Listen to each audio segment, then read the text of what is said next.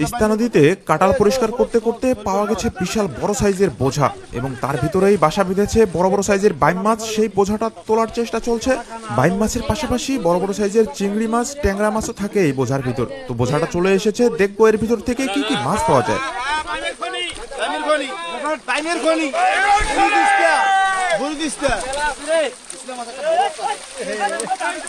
বোঝাটা তুলতে তুলতে প্রচুর পরিমাণে মাছ বেরিয়ে আসছে বোঝাটার ভিতর থেকে। বড় বড় সাইজের যে মাছগুলি আছে সেই মাছগুলি খুব সহজে বোঝাটার ভিতর থেকে বেরিয়ে আসবে না। কিছুক্ষণের মধ্যেই খুলে ফেলা হবে এই বোঝাটা এবং তার ভেতর থেকে বের করা হবে একটি একটি করে বাইম মাছ।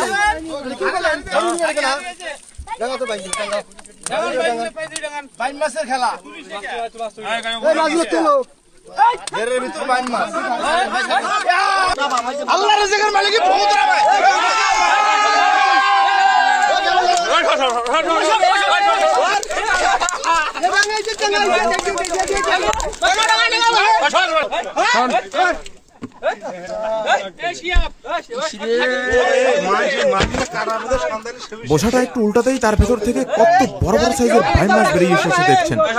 বোঝাটা কিছুক্ষণের মধ্যেই পুরোটা খুলে ফেলা হবে এবং এর মধ্যে ভারী করে দেয়া আছে পোয়াল এবং কঞ্চি। ছোট ছোট মাছগুলি ধরার পরেই সেটি খোলা হবে এবং দেখতে এর ভেতর থেকে আরো কতগুলো বাইম মাছ পাওয়া যায়। নদীর মধ্যে এই ধরনের মাছ ধরতে এবং এই ধরনের মাছ খেতে কার কার ভালো লাগে সেটি কমেন্ট করে জানাবেন। দেখছেন সেই বোঝাটা খোলার প্রস্তুতি চলছে। কিছুক্ষণের মধ্যেই খুলে ফেলা হবে সেই বোঝাটা এবং কাঙ্ক্ষিত সেই মাছগুলি বেরিয়ে আসবে। কে কোথা থেকে দেখছেন সেটি কমেন্ট করে জানাবেন। আপনাদের অঞ্চলে কোন নদী আছে এবং সেখানে এই পদ্ধতিতে মাছ ধরা হয় কিনা সেটিও কমেন্টে জানাতে ভুলবেন না। তো দেখতে থাকুন শেষ পর্যন্ত এই বোঝাটার ভেতর থেকে কি পরিমাণ দেশি মাছ পাওয়া যায়। আরো বড় বড় বাইম আছে।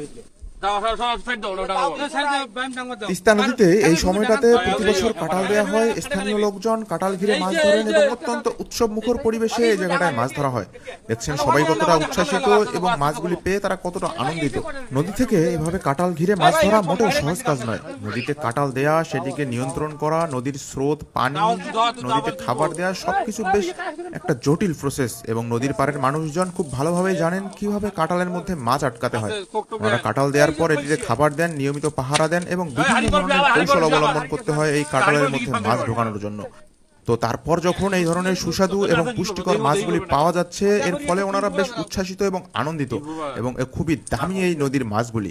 এখানে বাইম মাছের পাশাপাশি প্রচুর পরিমাণে বোয়াল মাছ, আইর মাছ এবং অন্যান্য বিভিন্ন ধরনের নদীর মাছ পাওয়া যায়। তো বোঝাটা খোলার চেষ্টা চলছে। দেখছেন বোঝাটা অনেক বড়, তাই এটি খুব ধীরে ধীরে একদিক থেকে খোলা হচ্ছে এবং বের করার চেষ্টা করছে এর ভিতর থেকে মাছগুলো।